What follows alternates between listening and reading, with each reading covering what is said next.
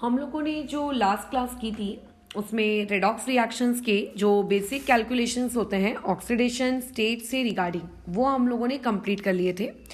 तो अभी हम अपनी गाड़ी को आगे बढ़ाते हैं। तो देखो चीज़ें किस प्रकार से हैं आप लोगों के सामने। सबसे पहला पॉइंट कि लास्ट क्लास में हमने जो ऑक्सीडेशन स्टेट निकालना सीखा था उसमें हमने कुछ रूल्स पढ़े थे, जैसे कि आप लोगों के पास अगर ये चीज़ें दी जाएं कि कंपाउंड है, इसमें अंडरलाइंड एलिमेंट की अगर ऑक्सीडेशन स्टेट कैलकुलेट करनी है तो आपको बाकी की इंफॉर्मेशन गिवन होती है और उसकी मदद से आप फिर आसानी से ऑक्सीडेशन स्टेट कैलकुलेट कर लेते हो।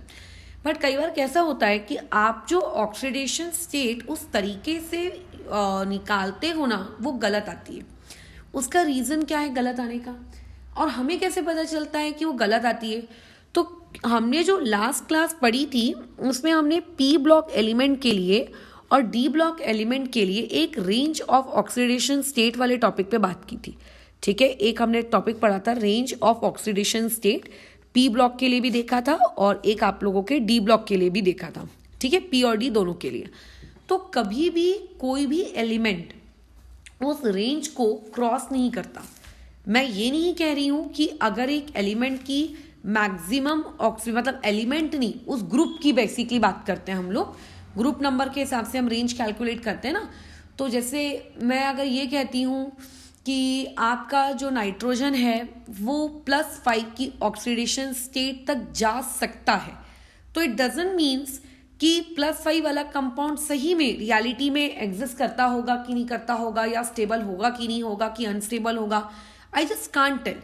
बट हाँ, उसकी लिमिट है +5, वो +6 नहीं जा सकता। ये वो उस चीज को इंश्योर कर रहा है, वो इस चीज की कंफर्मेशन प्रोवाइड नहीं कर रहा कि वो चीज अचीवेबल है कि नहीं है, वो होगी कि नहीं है, हो सकती है बट हो रही है कि नहीं हो रही वो ये नहीं बताता है। ठीक है, तो बस उसी के आगे हम लोग कंटिन्यू करते हैं। उस टॉपिक को तुम्हें याद रखना है, उस टॉपिक के हिसाब से ही आज की क्लास तुमको समझ में आएगी। तो देखो आप लोगों के सामने जो पहला नाम मैं लेती हूँ वो लेते हैं हम लोग आप लोगों के कैरोस एसिड का। ये नाम कैसा है तुम लोगों को याद होने बहुत ही आवश्यक है, क्योंकि जैसे जैसे आपको ये नाम कैसा याद रहेंगे ना तुम्हारे लिए उतनी आसानी रहेगी आगे की लाइफ में। क्योंकि कभी भी वो लोग इसका जो यूजुअली साइंटिफिक नेम होता है वो आप लोगों को नहीं देते, या फिर आपको सिंपली फॉर्मूला नहीं देते। वो लोग आपको कैसा करते हैं, नाम दे देते कैरोस एसिड। फिर आप सोचते बैठो कि यार ये कैरोस एसिड किस बला का नाम है। तो ठीक है, तो कैरोस एसिड के बारे में जो 2 जानकारियां तुम्हें पता होनी चाहिए, this is known as peroxomonosulphuric acid, ये पहली जानकारी। ठीक है, अच्छा, और दूसरी जानकारी जो तुम्हें पता होनी चाहिए, इसका molecular formula that is H2SO5, ये इंपॉर्टेंट चीज। तो पर ऑक्सी मोनोसल्फ्यूरिक एसिड वो उतना इंपॉर्टेंट नहीं है, कैरोस एसिड के नाम से ये ज्यादा मशहूर है। ठीक है, और इसका फॉर्मूला क्या होता है ये पता होना चाहिए। क्यों इसके फॉर्मूले पे इतना वेटेज दिया जा रहा है? क्योंकि जो सल्फर होता है ना, सल्फर के बहुत सारे आप ऑक्सी एसिड्स बना सकते हो। ठीक है, जो कि हमने ऑलरेडी जो पिछला चैप्टर गया है आई थिंक का केमिकल बॉन्डिंग, उसमें ऑक्सी एसिड्स के बारे में पढ़ा था। तुम्हें शायद याद आ रहा होगा, नहीं आ रहा है तो एक बार उस वीडियो को या उस नोट्स को वापस से रिकॉल कर लो, बेटर होगा, रिवीजन हो जाएगा। 10 मिनट लगेंगे चीज़ों को देखने के लिए। ठीक है, तो बहुत सारे ऑक्सी एसिड्स पॉसिबल होते हैं। तो पहली बात तो हमने इसकी ऑक्सीडेशन स्टेट निकालने की कोशिश की। चलो ठीक है, इसकी ऑक्सीडेशन स्टेट निकालो जो हमारा ओल्ड तरीका है, हमारे ओल्ड वाले तरीके से। तो इस हिसाब से कितना हो जाएगा, 2 × 1 प्लस सल्फर कितना हो जाएगा x, प्लस ये हो जाएगा 5 × -2 और ये इक्वल टू में कितना आ जाएगा 0। तो यहाँ से ये कैलकुलेशन करने पे कितना आया, 2 + x - 10 = 0। सो देयरफॉर यहाँ से x की वैल्यू कितनी आ गई, 8। मतलब हम ऐसे एक्सपेक्ट कर रहे थे कि जो H2SO5 है उसमें अगर मैं इस सल्फर की ऑक्सीडेशन स्टेट अगर मैं कैलकुलेट करूंगी तो ये आनी चाहिए 8। बट क्या ये चीज़ ट्रू है, या फिर क्या मैं ये कह सकती हूँ कि ये चीज़ सही है? नहीं, ये चीज़ बिल्कुल भी सही नहीं है। क्यों? इसका रीज़न क्या है? क्योंकि जो आप लोगों का सल्फर होता है ना, सल्फर क्या है आप लोगों का, ग्रुप नंबर 16 का एलिमेंट है। और अगर वो ग्रुप नंबर 16 का एलिमेंट है तो तुम लोगों को सल्फर की जो रेंज है वो याद होनी चाहिए कि उसकी रेंज क्या होती है। तो जो सल्फर जो मैक्सिमम ऑक्सीडेशन स्टेट शो कर सकता है वो मैक्सिमम ऑक्सीडेशन स्टेट उसकी होती है +6। वो कभी भी अपनी उस मैक्सिमम ऑक्सीडेशन वाली स्टेट को क्रॉस नहीं करेगा। और इसके अकॉर्डिंग ये दोनों चीजें आपस में एक दूसरे को क्या कर रही हैं, कॉन्ट्राडिक्ट कर रही हैं। इट मीन्स कहीं ना कहीं तो गड़बड़ी है। तो गड़बड़ी इसमें नहीं है कि रेंज झूठी हो सकती है, गड़बड़ी इस बात में है कि आपने जो ओल्ड कैलकुलेशन से आंसर निकाला है उसमें कुछ गड़बड़ी है। तो देखो फिर नया कंसेप्ट आया कि आखिर क्या गड़बड़ी है। तो हमने देखा कि चलो एक काम करो, आप इसके स्ट्रक्चर को ऑब्जर्व करो। तो जब हम इसके स्ट्रक्चर की गहराई में कूदे तो हमने देखा कि H2SO5 यानी कि मैं बात कर रही हूँ किसकी, कैरोस एसिड की, उसका जो स्ट्रक्चर दिखता है ना वो कुछ इस प्रकार से दिखता है। अच्छा, अब तुम्हें लगेगा कि स्ट्रक्चर बना के क्या मिल रहा है आपको। हम लोग अब स्ट्रक्चर के हिसाब से ऑक्सीडेशन स्टेट कैसे कैलकुलेट करते हैं ये निकालना सीख रहे हैं। ठीक है, तो कैसे कैलकुलेट करेंगे, देखो आपको सिर्फ इलेक्ट्रोनिगेटिविटी के कंसेप्ट याद होने चाहिए। आपको एग्जैक्ट इलेक्ट्रोनिगेटिविटी किसकी कितनी होगी है रट्टा मारने की आवश्यकता नहीं है, आपको सिर्फ कंसेप्ट याद होने चाहिए और कुछ नहीं। तो कंसेप्ट क्या कहता है कि इलेक्ट्रोनिगेटिविटी जो ऑक्सीजन की होती है वो क्या होती है, ज्यादा होती है as compare to electronegativity of sulphur. Common sense है, ऑक्सीजन और सल्फर एक ही ग्रुप के मेंबर्स हैं और डाउन द ग्रुप जाने पे इलेक्ट्रोनिगेटिविटी डिक्रीज होती है। तो अब मुझे कोई पूछेगा कि ये जो S और O के बीच में जो ये डबल बॉन्ड बना हुआ है, इस डबल बॉन्ड में किसकी इलेक्ट्रोनिगेटिविटी ज़्यादा है, तो मैं कहूँगी O की। तो इमेजिन करो अगर ये बॉन्ड टूटा तो निगेटिव चार्ज किस पे मिलेगा, ऑक्सीजन पे मिलेगा। पॉजिटिव चार्ज किस पे मिलेगा, सल्फर पे मिलेगा। तो ये बात तो तुम कंफर्म कर लो कि सल्फर पे क्रिएट होने वाला है पॉजिटिव चार्ज, लेकिन कितना क्रिएट होगा बात उसकी है। तो यहाँ पे टोटल नंबर ऑफ बॉन्ड्स कितने दिख रहे हैं, दो बॉन्ड्स, मतलब टोटल इलेक्ट्रॉन्स कितने रहे होंगे, 4। तो ऑक्सीजन पे गया होगा -2 और सल्फर पे आया होगा +2, सच दैट की टोटल हुआ है 4। अगर आपको इतना दिमाग खर्च नहीं करना है तो आप इसको इस तरीके से भी याद रख सकते हो, जितने नंबर ऑफ बॉन्ड्स आपको दो एटम्स के बीच में दिख रहे हैं उतने का +- चार्ज है उस बॉन्ड के अक्रॉस, इलेक्ट्रोनिगेटिविटी के हिसाब से डिस्ट्रीब्यूट कर दो। वैसे ही अगर मैं इन दोनों के कंपैरिजन की बात करूं S double bond O case में, तो अब तुम मुझे बताओ यहाँ पे S double bond O case में किसकी इलेक्ट्रोनिगेटिविटी आपको ज्यादा दिख रही है। ऑब्वियसली नीचे जो O लटक रहा है आपको उसकी इलेक्ट्रोनिगेटिविटी ज्यादा दिख रही है, तो अगेन उस O पे -2 क्रिएट होगा और नीचे वाले बॉन्ड की वजह से सल्फर पे फिर से क्या क्रिएट हो जाएगा, +2। मतलब सल्फर जो है वो ऑलरेडी +2 की मार ऊपर की वजह से झेल रहा था और अब नीचे की वजह से भी झेल रहा है। सिमिलरली अगर मैं इस बॉन्ड के अक्रॉस की बातचीत करती हूँ तो यहाँ पे अगेन ऑक्सीजन की इलेक्ट्रोनिगेटिविटी ज़्यादा है, बट इस बार सल्फर पे आएगा +1 क्योंकि we are talking about the single bond. और सिमिलरली जो ऑक्सीजन है उस पर भी क्या आएगा, -1। अगर मैं इस लेफ्ट हैंड साइड के इस बॉन्ड की वजह से बातचीत करूँ तो ये कितना आ जाएगा, ये क्रिएट हो जाएगा +1 अगेन और ऑक्सीजन पे आएगा -1।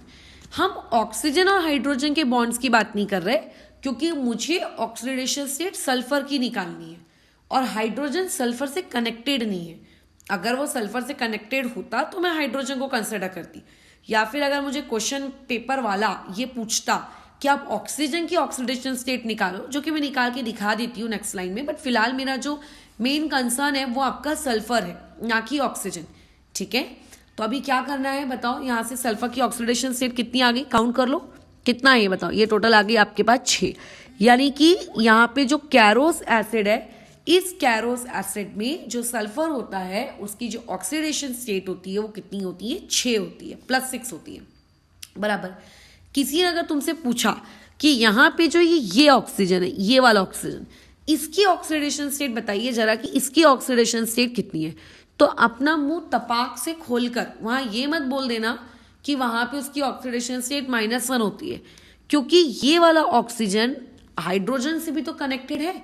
तो अगर तुम ऑक्सीजन हाइड्रोजन की नजर से देखोगे तो अगेन एक और -1 इसके ऊपर क्रिएट हो जाएगा, क्योंकि ऑक्सीजन और हाइड्रोजन में हाइड्रोजन की इलेक्ट्रोनिगेटिविटी ज्यादा है। तो बेसिकली इन पर भी, इन सारे ऑक्सीजन पे कितनी होती है आप लोगों की इलेक्ट्रोनिगेटिविटी, -2। कितनी होती है इनकी सबके ऊपर इलेक्ट्रोनिगेटिविटी, -2। बस खत्म। तो यानी कि एक्चुअल जो ऑक्सीडेशन स्टेट है वो एक्चुअल ऑक्सीडेशन स्टेट क्या है आपके H2 SO5 में, एक मिनट, मैंने गलत स्ट्रक्चर बना दिया क्या? ओ माय गॉड, ये मैंने स्ट्रक्चर बना दिया H2SO4 का, सॉरी।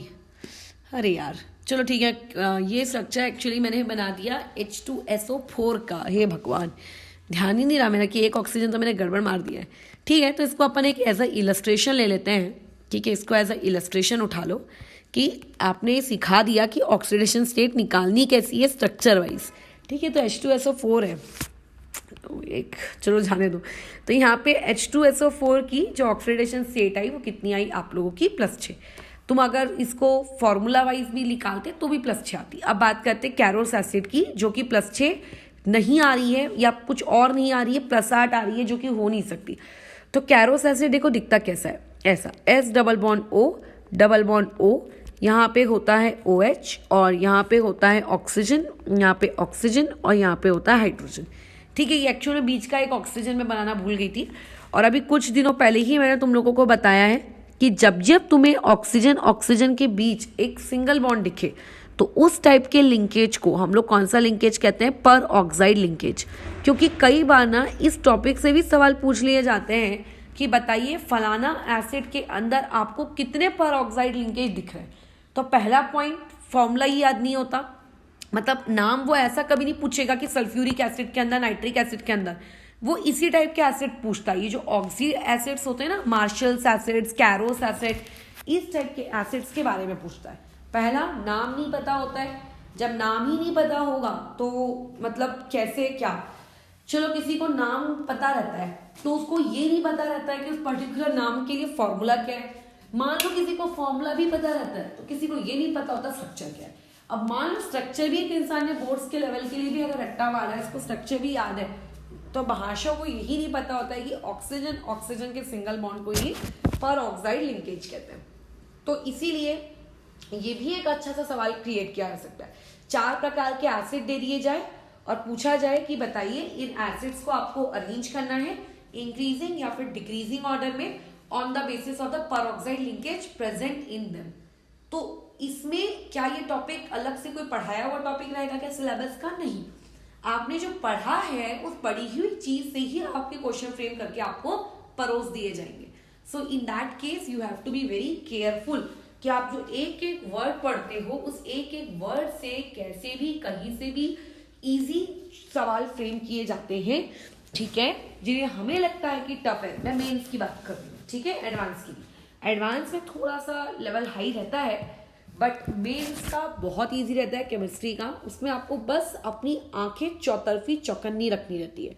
ठीक है, टॉपिक पे वापस आते हैं। तो क्योंकि मैंने एक H2SO4 का स्ट्रक्चर ड्रॉ करके ऑक्सीडेशन स्टेट कैसे लिखते हैं वो सिखा दिया है, तो तुम मुझको ये बताओ कि ये जो सल्फर और ऑक्सीजन के बीच का ये जो डबल बॉन्ड है, इसके हिसाब से इस बेचारे सल्फर पर बताओ कितना आपका चार्ज होगा?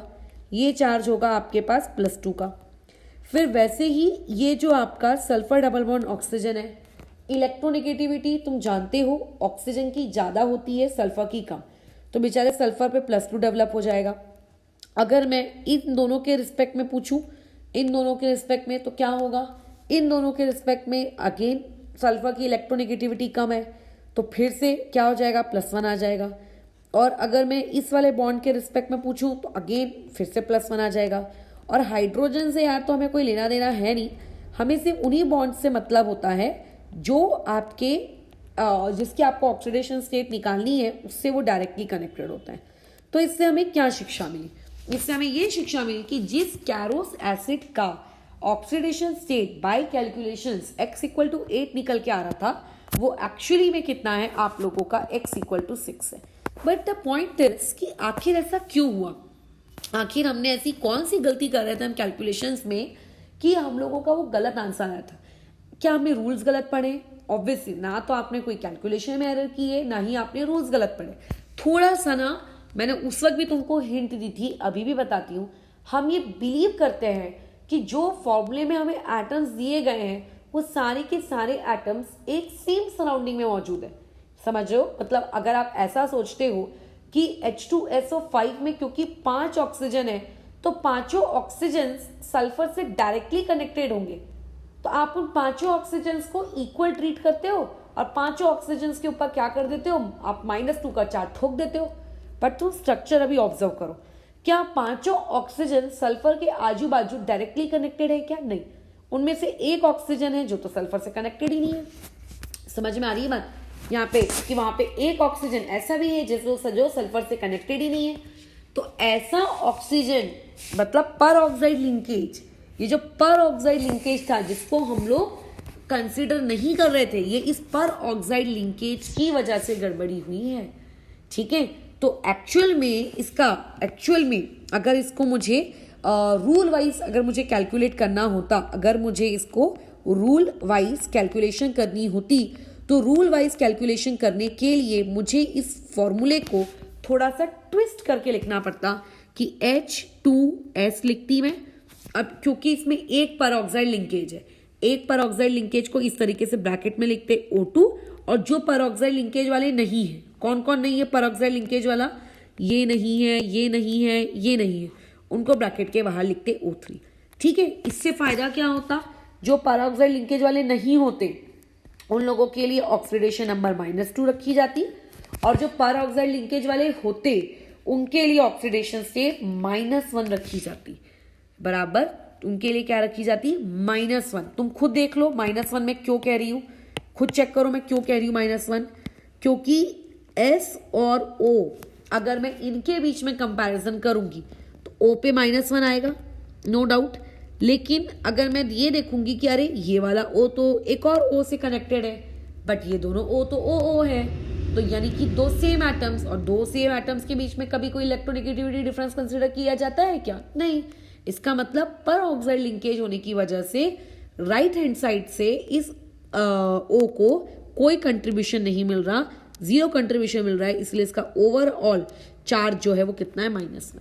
सिमिलरली अगर मैं राइट हैंड साइड के इस O की बात करूं तो O और H की वजह से इस O के ऊपर क्या है, -1 क्रिएट हुआ है। बट अब O तो 2 बॉन्ड बनाता है, अगर मैं इस O का कंपैरिजन इस लेफ्ट वाले बॉन्ड के साथ करूं तो दोनों सेम एटम्स होने की वजह से बाजू वाला एटम ऑक्सीडेशन स्टेट में कोई कंट्रीब्यूशन नहीं कर रहा। सो देयरफॉर ओवरऑल जो आंसर आ रहा है वो कितना आ रहा है, -1। मतलब हम क्या कर रहे थे, जब ऊपर according to rule question solve कर रहे थे तो पांचों के पांचों ऑक्सीजन को नॉर्मल ऑक्सीजन कंसिडर करके सबको हमने उठा के दे दी थी -2 ऑक्सीडेशन स्टेट। बट क्या वो पांचों ऑक्सीजन सेम है? नहीं है, उनमें पर ऑक्साइड लिंकेज है 2 का। तो जिनके पास 2 का पर ऑक्साइड लिंकेज है उनके हिसाब से अगर आप कैलकुलेशन करोगे तो फॉर्मूला होना चाहिए था H2S O2 O3। तो ये कितना हो जाता आप लोगों का +2, ये हो जाता +x, ये हो जाता -2, ये हो जाता -6 इक्वल्स टू 0। ठीक है, तो यहां से अगर आपने कैलकुलेशन कर ली, ठीक है, यहाँ पे अच्छा 1 मिनट, 3 2 -6, हाँ बराबर। तो यहाँ से x की वैल्यू कितनी आ जाती, 6। देखो स्ट्रक्चर से भी आ रही है, रूल वाइज भी आ रही है। मतलब क्या हमारा रूल गलत है? नहीं, हमारा रूल गलत नहीं है। बात यह है कि कई बार स्ट्रक्चर्स में हमको यही नहीं पता होता है कि किस में क्या लगाना है, कहाँ कौन सा बॉन्ड है। इसीलिए I do always suggest you कि जब भी आप लोगों को चीज़ें मिले ऑक्सीडेशन स्टेट कैलकुलेट करने के लिए, स्पेशली ऑक्सी एसिड्स मतलब जिनमें ऑक्सीजन इन्वॉल्व है, तो आप हमेशा कोशिश यही करिएगा कि उनके स्ट्रक्चर्स को ड्रॉ करिए, और स्ट्रक्चर्स को ड्रॉ करने के बाद आप क्या करिएगा, उसके साथ आगे बढ़िएगा। अनलेस एंड अनटिल तुम स्ट्रक्चर के साथ काम नहीं करोगे ना, तो ऐसे में क्या हो जाएगा, गड़बड़ होना तय है। ठीक है, तो गड़बड़ी ना हो तो इसके लिए बेटर ऑप्शन क्या है, स्ट्रक्चर्स के साथ आप मूव करना। ठीक है, आप जितना अच्छा होगा स्ट्रक्चर्स के साथ मूव करोगे उतना बेटर रहेगा। ठीक है, चलो आगे बढ़ते हैं हम लोग नेक्स्ट वाले क्वेश्चन में। एक दूसरा ऑक्सी एसिड बनाते हैं, तो देखो जरा दूसरा ऑक्सी एसिड आप लोगों के पास कौन सा है, H2S2O8। इसको हम लोग कहते हैं मार्शल्स एसिड। बराबर, ये कौन सा एसिड है आप लोगों का, मार्शल्स एसिड। अगर मैं इसके अंदर से 2 H अगर मैं निकाल दूं तो ये क्या बन जाएगा, S2O8 की पावर में 2 नेगेटिव। बराबर, क्या बन जाएगा, S2O8 और उसकी पावर में 2 नेगेटिव। अब तुम्हें ये पता होना चाहिए क्योंकि तुम रेडॉक्स पढ़ रहे हो कि ये जो स्पीशीज होती है, इस स्पीशीज का भी एक नाम है। जैसे SO4 का नाम होता है सल्फेट, CO3 2 नेगेटिव का नाम होता है कार्बोनेट। तो वैसे ही आप लोगों के पास ये जो अनायन वाली स्पीशीज बन के आई है, बराबर, इसका भी एक नाम होता है, ठीक है। ये अभी तुम लोग आगे रेडॉक्स में इसका नाम कई जगह मतलब आप देखोगे, इतना देखोगे कि मतलब आदत हो जाएगी, तो इसको थोड़ा याद रखना आगे के लिए, ठीक है। अभी इसमें नहीं घुसना। अच्छा, मार्शल्स एसिड में आ गए। क्या करूं मैं मार्शल्स एसिड का? पहले स्ट्रक्चर बनाओ। स्ट्रक्चर कैसा है?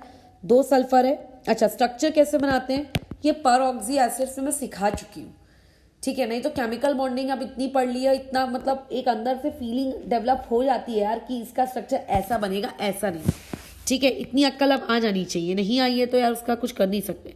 तो एस और एस 2 एटम्स होंगे। इस एस के आजू बाजू 2 डबल बॉन्ड मैं लगा सकती हूँ, तो मैंने लगा दिए, ठीक है। क्योंकि सल्फर मैक्सिमम 6 बॉन्ड बना सकता है, तो 4 तो मैंने बनवा लिए। अब 5वां 6वां मैं ऐसे नहीं कर सकती, क्योंकि अगर मैंने ऐसा कर दिया तो आपस में एस और एस को भी तो मुझे कनेक्ट करना है ना, तो ऐसे में तो सल्फर के 7 बॉन्ड बन जाएंगे।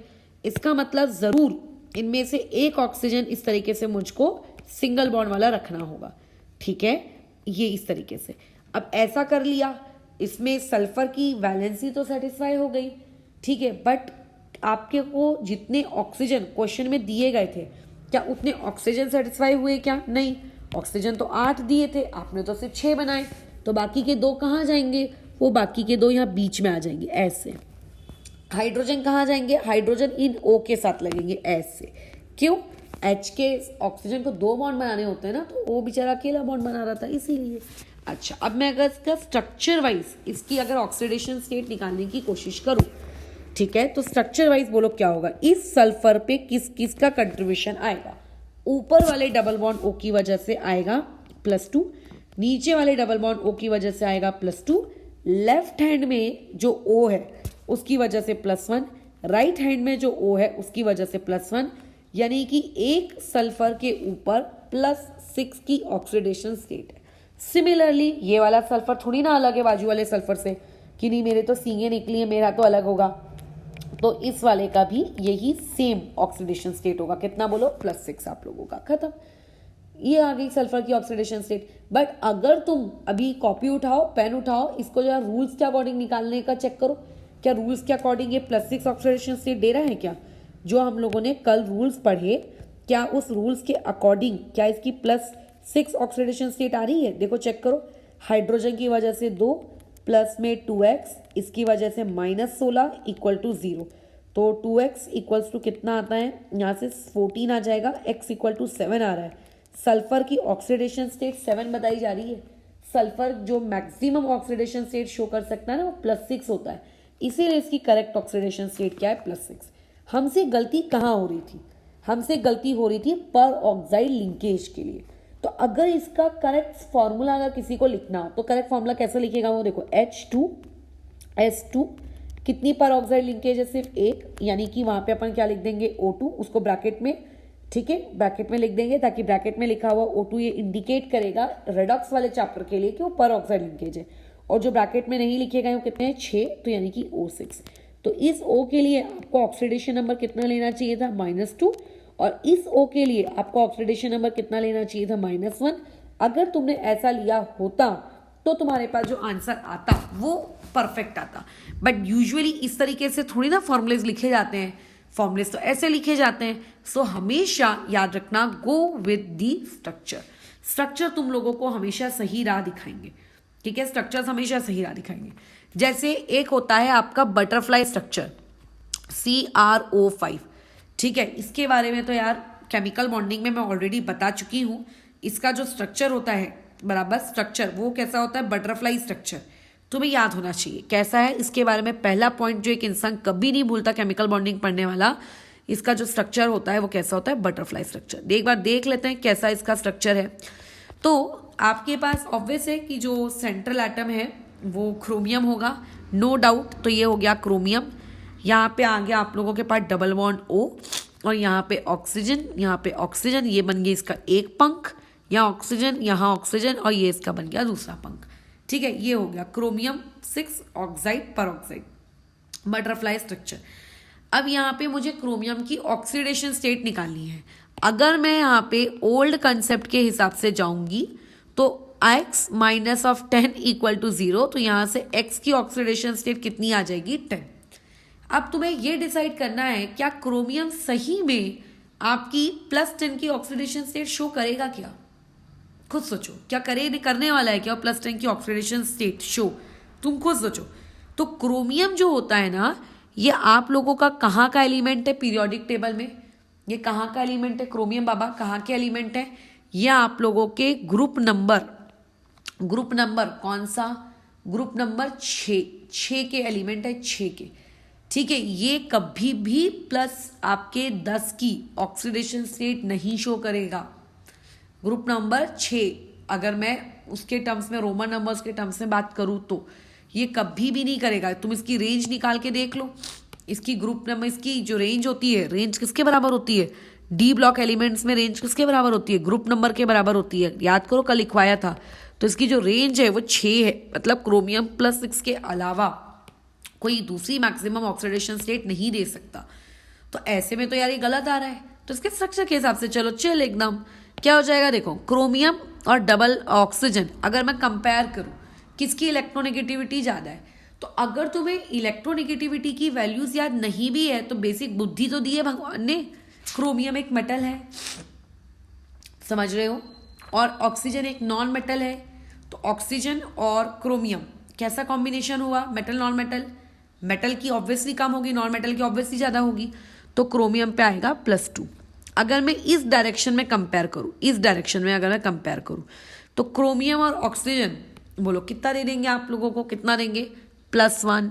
नीचे में भी एक क्रोमियम ऑक्सीजन है +1, बाजू में भी 2 है, ये लो, तो ओवरऑल कितना बना +6। यानी कि क्रोमियम की कितनी ऑक्सीडेशन स्टेट है बटरफ्लाई स्ट्रक्चर में, आपके पास +6 की ऑक्सीडेशन स्टेट है, ये होता है। ठीक है बराबर, ये जो है आप लोगों का +6 ऑक्सीडेशन स्टेट करता है, ये तुम लोगों को पता होना चाहिए था। और इससे रिलेटेड और भी बहुत सारे छोटे छोटे क्वेश्चंस पूछे जा सकते हैं। जैसे अगर यही चीज़ मैं अभी केमिकल बॉन्डिंग में सिखा रही होती, ठीक है, अगर यही चीज़ मैं केमिकल बॉन्डिंग में सिखा रही होती तो उस केस में आपसे ये चीज़ पूछ लेते हैं कि बताइए कि आपका जो CrO5 है, ठीक है, CrO5 की हाइब्रिडाइजेशन क्या है, बराबर, वहाँ पे आपको पूछ लेगा कि बताओ वहाँ पे उसकी हाइब्रिडाइजेशन क्या है। ये एक कंसेप्ट वहाँ से पूछा जा सकता है। या फिर यहाँ पे अभी ये कंसेप्ट पूछा जा सकता है कि बताओ CrO5 में कितनी पर ऑक्सी लिंकेजेस आपको दिख रही हैं, आप ये बताइए। ठीक है, ये इस प्रकार के छोटे छोटे सवाल तुमसे वहाँ पे पूछे जाएंगे।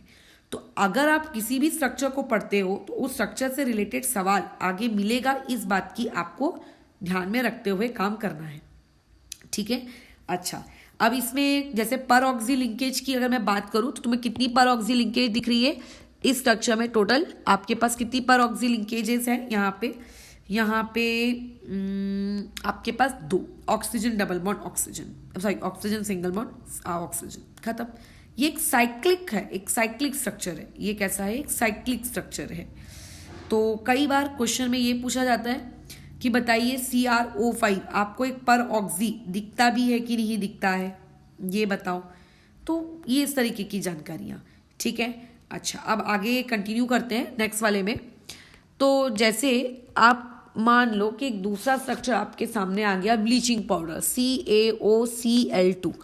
अगर मैं इसका स्ट्रक्चर कैसे बनाऊंगी, राइट, इसका मैं स्ट्रक्चर कैसे निकालूंगी, क्योंकि ये तो एक आयोनिक कंपाउंड है ना। अगर मैं इसको स्प्लिट करूंगी तो ये स्प्लिट हो जाएगा Ca2+ और ये हो जाएगा OC, मर यार, ये कितना हो जाएगा OCl2 नेगेटिव। ये तो ऐसे टूट रहा है, तो मैडम ये तो मतलब गड़बड़ है, गड़बड़ वाली चीज़ है।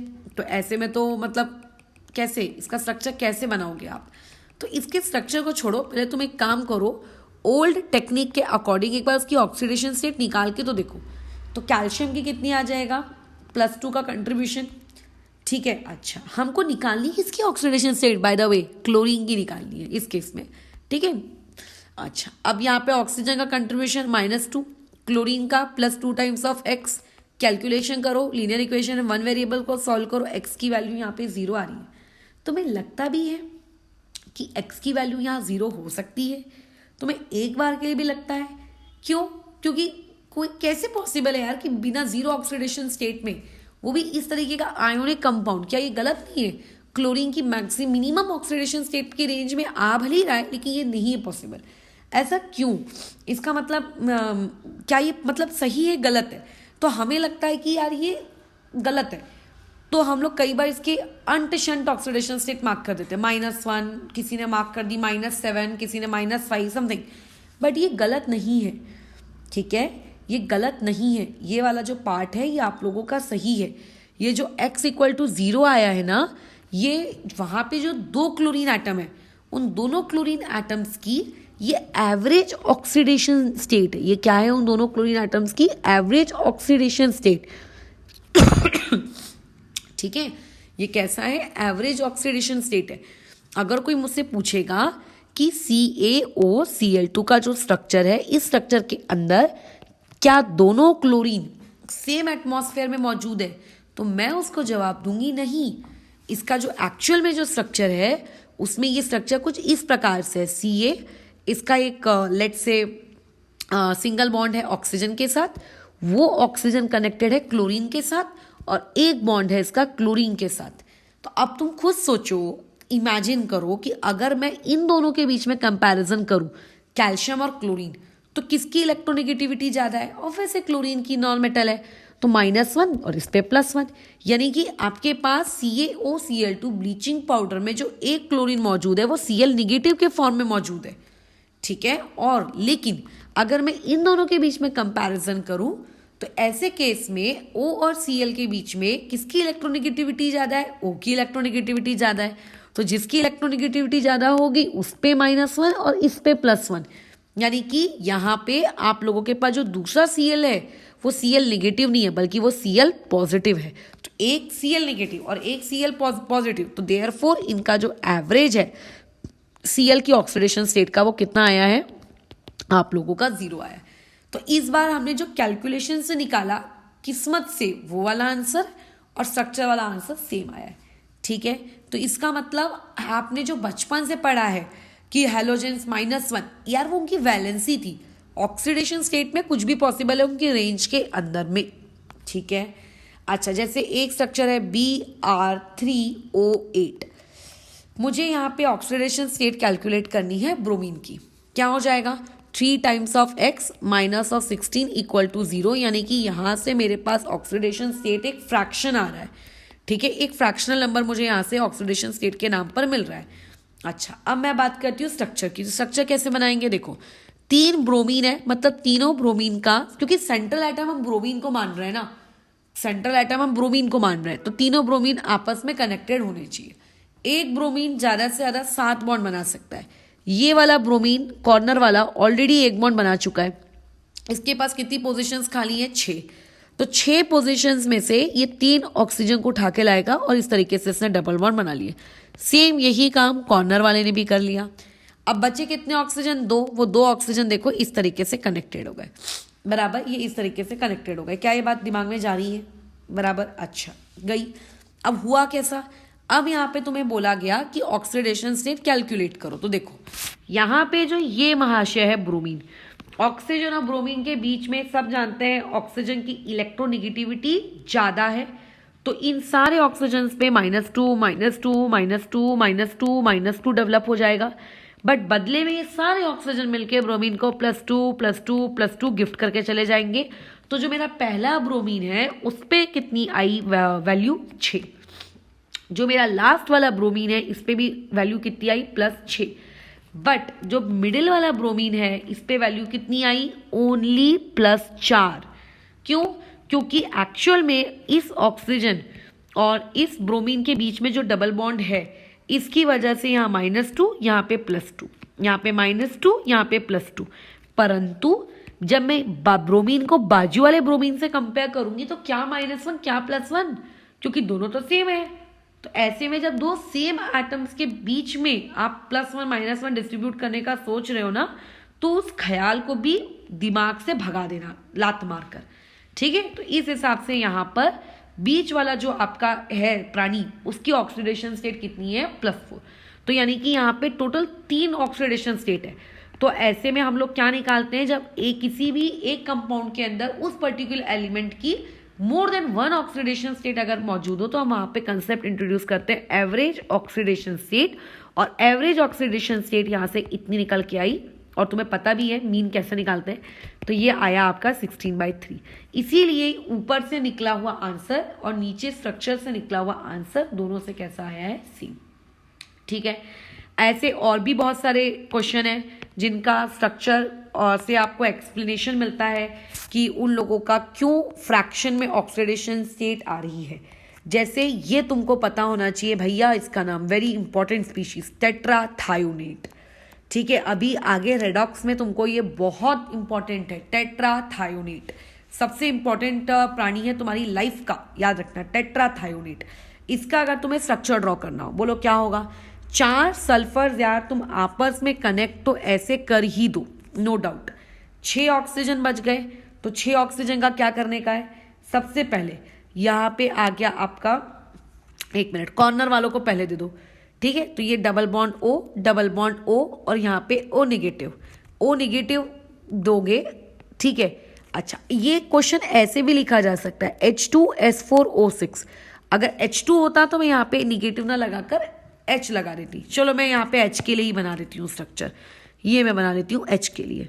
ठीक है, तो यहाँ पे जो कॉर्नर वाला है double bond O, double bond O, यहाँ पे O आपका H के साथ। देख लो सारी सिचुएशन सेटिस्फाइड है। अगर मैं इसका बाय रूल अगर ऑक्सीडेशन नंबर निकालने जाऊं तो कितना हो जाएगा, +2 + 4x और यहाँ पे -12 = 0, 4x = 10 और x की वैल्यू यहाँ से आएगी 5/2। क्या इस चीज को स्ट्रक्चर का कंसेप्ट सपोर्ट कर रहा है क्या, वो चेक करिए। ठीक है, तो देखते हैं स्ट्रक्चर का कंसेप्ट इस चीज को सपोर्ट कर भी रहा है कि नहीं कर रहा है।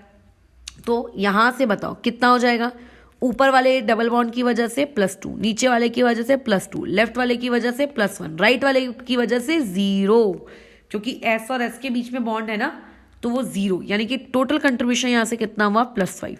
यहाँ पे भी सेम वही सीम रहेगा, यहाँ पे भी ऊपर वाले की वजह से +2, नीचे वाले की वजह से +2, राइट वाले की वजह से +1, लेफ्ट वाले की वजह से +0, तो टोटल कंट्रीब्यूशन कितना रहेगा, +5।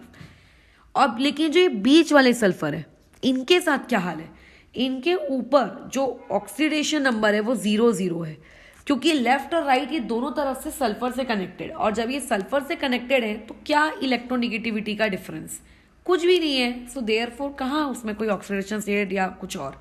ठीक है, तो इस तरीके से टोटल यहाँ पर 4 प्रकार की ऑक्सीडेशन स्टेट मौजूद है, 5005।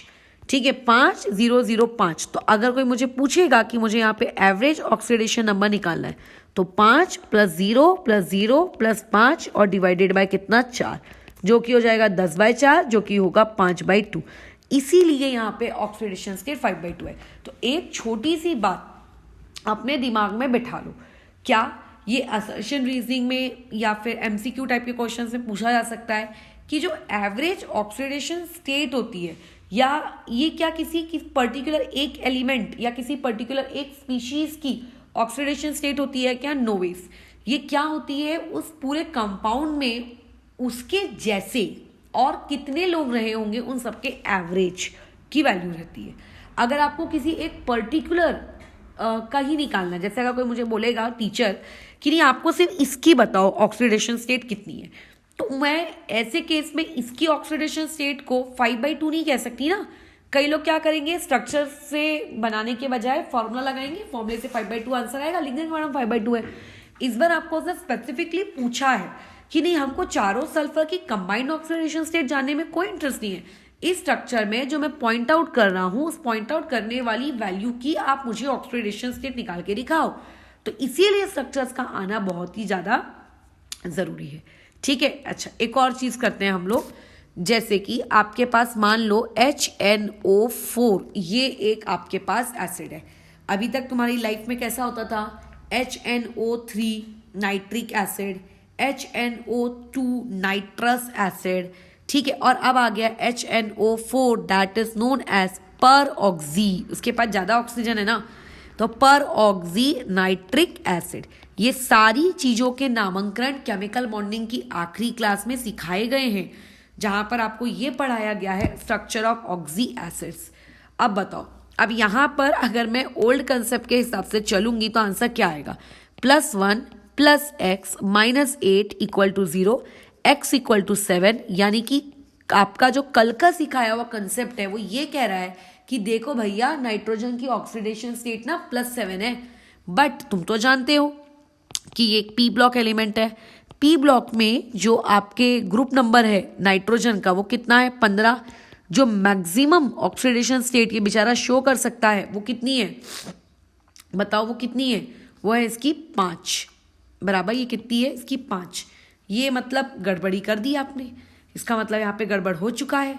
तो इन दैट केस हम लोगों को किसका सहारा लेना चाहिए, तुरंत यहाँ पे आना चाहिए हम लोगों को, आप लोगों के किसका, स्ट्रक्चर का। जैसे ही तुम पहुंचोगे स्ट्रक्चर के दरवाजे की, स्ट्रक्चर बनाओ, तो तुम्हें तुरंत पता चलेगा कि अरे यहाँ तो गड़बड़ है। तो स्ट्रक्चर कैसा होगा, देखो नाइट्रोजन HNO4, OH एक ही है। अगर H एक है मतलब एक ऑक्सीजन के साथ वो ऐसा कनेक्टेड होगा, एक डबल बॉन्ड रहा होगा बराबर। अच्छा अब बच गए 2 ऑक्सीजन, उन 2 ऑक्सीजन का मैं क्या करूँगी, वो 2 ऑक्सीजन मैं कहाँ लगा दूँ। तो ऐसे केस में वो जो एक ऑक्सीजन है ये ऐसा रहता है, ये देखो ये ऐसा स्ट्रक्चर, और यहाँ पे ये आप लोगों का O-। अब O- क्यों आया है, क्योंकि नाइट्रोजन बेचारा 3 ही बॉन्ड बनाता है, उसने अपना लोन पेयर यूज कर लिया है मैडम, आपका क्या करने के लिए, बॉन्ड बनाने के लिए। तो ये उसका रेजोनेटिंग स्ट्रक्चर है। और अगर मेरे को इसका बिना रेजोनेटिंग स्ट्रक्चर चाहिए, बॉन्ड्स के टर्म्स में इसका स्ट्रक्चर चाहिए, तो इस स्ट्रक्चर को मैं ऐसा भी तो लिख सकती हूँ, डबल बॉन्ड O, है ना बराबर, ये ऐसा। तो ये इसका स्ट्रक्चर है, ये वो स्पीशीज है। बेचारे नाइट्रोजन पे क्या आ जाएगा, पॉजिटिव चार्ज, क्योंकि उसने अपना एक लोन पेयर गवा दिया इस सिचुएशन में। अब अगर मैं तुमसे ये कहूँ कि अब तुम मुझे इसकी ऑक्सीडेशन स्टेट कैलकुलेट करके दिखाओ, तो नाइट्रोजन और ऑक्सीजन ऊपर वाला किसका कंट्रीब्यूशन होगा, +2, नीचे वाले ऑक्सीजन की वजह से +2, और उसके बाद जो लेफ्ट में ये वाला है इनकी वजह से क्या कंट्रीब्यूशन होगा, +1। टोटल कंट्रीब्यूशन कितना हुआ, +5। इसीलिए HNO4 में जो नाइट्रोजन है उसकी जो ऑक्सीडेशन स्टेट है वो कितनी है, +5 है, ना कि +7। क्यों, क्योंकि यहाँ पे क्या आ गई है आप लोगों की, एक पर ऑक्सी बॉन्ड आ चुका है, ये ऐसे। तो जब जब पर ऑक्सी बॉन्ड आते हैं, अब तो तुम जान चुके हो कि उनके साथ क्या होने लगता है, ठीक है, उनके साथ हम लोगों को कैसा काम करना है बराबर। डन, वी आर डन, है ना, काम खत्म हो गया हम लोगों का। अब उसके अलावा एक आखिरी चीज है, उस आखिरी चीज को मैं बताती हूँ। इस आखिरी चीज से रिलेटेड एक न्यूमेरिकल पूछा जाता है, वो आप लोगों को आना चाहिए, दैट इज वेरी इंपॉर्टेंट। वो वाली चीज अदरवाइज गड़बड़ी हो जाती है। यूजुअली इस टाइप के कंपाउंड्स हम लोग हमारे सिलेबस में पढ़ते नहीं हैं, ठीक है, इनको हम लोग कहते हैं नॉन स्टोक्योमेट्रिक कंपाउंड्स। मतलब बचपनों से लेकर आपने अभी तक इतने बड़े होने के बाद तक जितनी पढ़ाई की उसमें कभी भी ऐसा पढ़ा क्या, एटम 1.2, एटम 1.3, एटम 1.7 नहीं पढ़ा ना। लेकिन ऐसे जो कंपाउंड्स हैं नॉन स्टोक्योमेट्री वाले, ये वाली चीजें अब आप लोगों को कैसा है, मिलती हैं, बट हमारे सिलेबस में नहीं है, सिर्फ कभी कभार इनके बारे में देखने को मिल जाएगा, जैसे कि अभी देखने को मिल रहा है। एक कंपाउंड दिया है Fe, यहाँ नीचे लिख दिया गया है 0.97। सुन के हैरानी हो रही होगी क्या ये 0.97 क्या चीज़ है करके, है ना। अब इसका कैसे निकालेंगे, कोई बात नहीं, जैसे रेगुलर ट्रीटमेंट करते हो वैसे ही रेगुलर ट्रीटमेंट करो। Fe की ऑक्सीडेशन स्टेट निकालने की आपको, तो Fe की ऑक्सीडेशन स्टेट को x मान लो। अच्छा अब यहाँ जो ये नीचे नंबर लिखा है ना, ये जो लिखा है इसकी ऑक्सीडेशन स्टेट ऐसी निकालेंगे, 0.97 Fe's है, एक की ऑक्सीडेशन स्टेट x है, तो 0.97 की इतनी होगी, और एक ऑक्सीजन की तो तुम जानते ही हो -2, तो यहाँ x की वैल्यू कितनी आ गई, 2/0.97। ये आ गया उन लोगों का क्या, आपका ऑक्सीडेशन स्टेट, बस खत्म। तो ये कुछ कंसेप्ट से ऑक्सीडेशन स्टेट को निकालने के, ठीक ठीक था, कुछ ऐसा कठिन टॉपिक नहीं था कि समझने में सिटी पिटी गुल हो गई। हाँ, एक बनाकर फिर इस चीज को अभी हम लोग छोड़ते हैं। जैसे मैंने पूछ लिया CH3COOH, इसमें आप ऑक्सीडेशन स्टेट मुझे निकाल के दो, तो क्या हो जाएगा, पहले तो स्ट्रक्चर ड्रॉ कर लो। CH3 पूरा एकदम एक्सपैंड वाला स्ट्रक्चर ड्रॉ करना नहीं आता हो ये तो पॉसिबल ही नहीं है, वो तो आता ही है यार तुमको। यहाँ पे C, यहाँ डबल बॉन्ड O, यहाँ पे O, यहाँ पे H। अब बताओ क्या हो जाएगा, ये जो कार्बन है ऊपर के ऑक्सीजन की वजह से +2, राइट साइड वाले ऑक्सीजन की वजह से +1, लेफ्ट वाले की वजह से 0। यानी कि यहाँ पे अगर मैं स्टार मार्क कर दूं तो स्टार मार्क वाले कार्बन की ऑक्सीडेशन स्टेट कितनी है आपके पास, +3 है। कितनी है, +3 है। क्या बात दिमाग में जा रही है, क्या है इसकी ऑक्सीडेशन स्टेट, +3 है।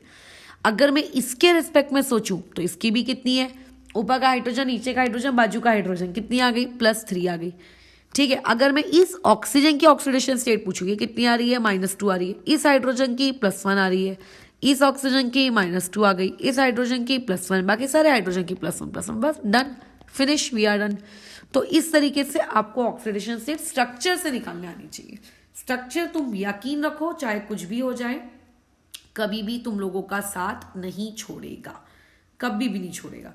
ठीक है, इसीलिए आपको कुछ आए या ना आए, स्ट्रक्चर का आना बहुत ही जरूरी होता है। ठीक है, अब जैसे एक मुझसे रह गया है उसको मैं बता देती हूँ। इसे हम लोग कहते हैं कार्बन सब ऑक्साइड। क्या कहते हैं इसे, कार्बन सब ऑक्साइड। कार्बन डाइऑक्साइड सुना है, कार्बन मोनोऑक्साइड सुना है, अब ये कार्बन डाइऑक्साइड नामक बला कौन है आप लोगों की। तो आ जाओ कार्बन सब ऑक्साइड के पास। तो CrO2 इसे कहते हैं कार्बन सब ऑक्साइड। यस, CrO2 इस पर्टिकुलर स्पीशीज को क्या कहा जाता है, कार्बन सब ऑक्साइड। इसका स्ट्रक्चर कैसा दिखता है, तो स्ट्रक्चर पे भी आ जाओ। कार्बन, सॉरी मैंने क्रोमियम बना दिया यार कार्बन की जगह, 1 मिनट। ठीक है, C क्या था, 3 और O2। ठीक है, 3 कार्बन, 1 2 3, 2 ऑक्सीजन कॉर्नर से ही जोड़ने हैं, वो भी डबल बॉन्ड O से ही जोड़ोगे। सिंगल बॉन्ड O से तो तब जोड़ते हैं जब H होता है, तो H तो है नहीं। क्या आपके फर्स्ट कार्बन के बॉन्ड्स कंप्लीट है, नहीं, 4 बॉन्ड बनने चाहिए थे, 3 ही है, ये चौथा कर दिए, इसका भी चौथा कर। This is known as carbon सब ऑक्साइड।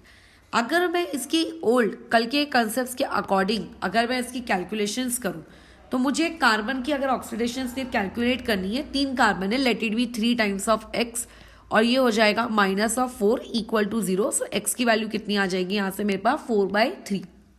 तो तुम ये मत समझना कि फ्रैक्शनल ऑक्सीडेशन स्टेट्स की वैल्यू क्योंकि अलाउड है तो मैडम यहाँ पे 4/3 is our correct answer. Calculate it with the help of the structure. इस कार्बन की अगर मैं ऑक्सीडेशन स्टेट निकालूं तो लेफ्ट साइड के ऑक्सीजन की वजह से +2 आएगी, राइट साइड में जो कार्बन डबल बॉन्ड O में वहां मौजूद है वो कोई कंट्रीब्यूशन नहीं देगा, तो एक्सट्रीम लेफ्ट में मौजूद कार्बन की ऑक्सीडेशन स्टेट हुई +2। सेम आर्ग्यूमेंट्स अगर मैं करूंगी तो एक्सट्रीम राइट में जो कार्बन मौजूद है उसकी भी ऑक्सीडेशन स्टेट कितनी आएगी, +2।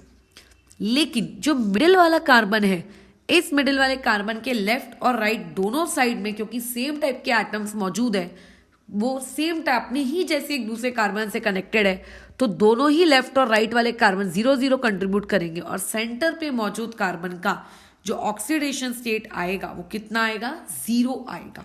सो देयरफॉर आप लोगों के पास जो एवरेज ऑक्सीडेशन स्टेट आपकी बनेगी वो क्या बनेगी, 2 + 0 + 2 / 3, यानी कि ये कितना आ जाएगा, 4/3। ठीक है, तो ये बात सही है कि हमने पास जो फ्रैक्शनल ऑक्सीडेशन स्टेट आई थी वही स्ट्रक्चर से भी आई, बट ऐसी गलतफहमी में मत रहना कि हर बार जो आएगी वो आप लोगों की कैसी रहेगी, सेम रहेगी।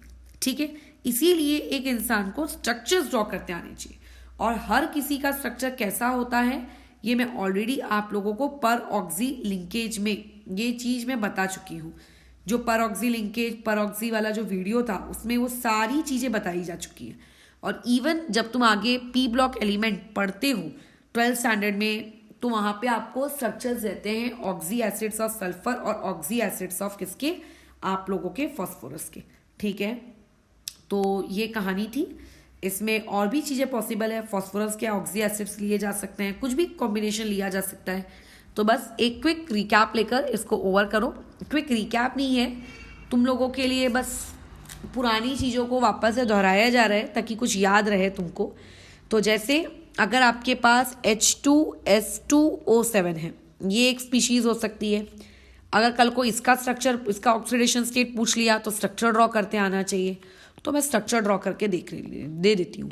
ठीक है, थोड़ी अपने आप में प्रैक्टिस करना ताकि तुमको भी ये स्ट्रक्चर्स पेपर में आने चाहिए ड्रॉ करने। इसको हम लोग क्या कहते हैं, इसको हम लोग कहते हैं pyro sulphuric acid. Pyro word क्यों इस्तेमाल किया गया है ये पुरानी क्लासेस में सिखाया है। ठीक है। अच्छा, नेक्स्ट वाले में आ जाओ। और कौन है? H2S2O8। ये तो मैंने ऊपर ही सिखाया है आई थिंक, H2S2O8।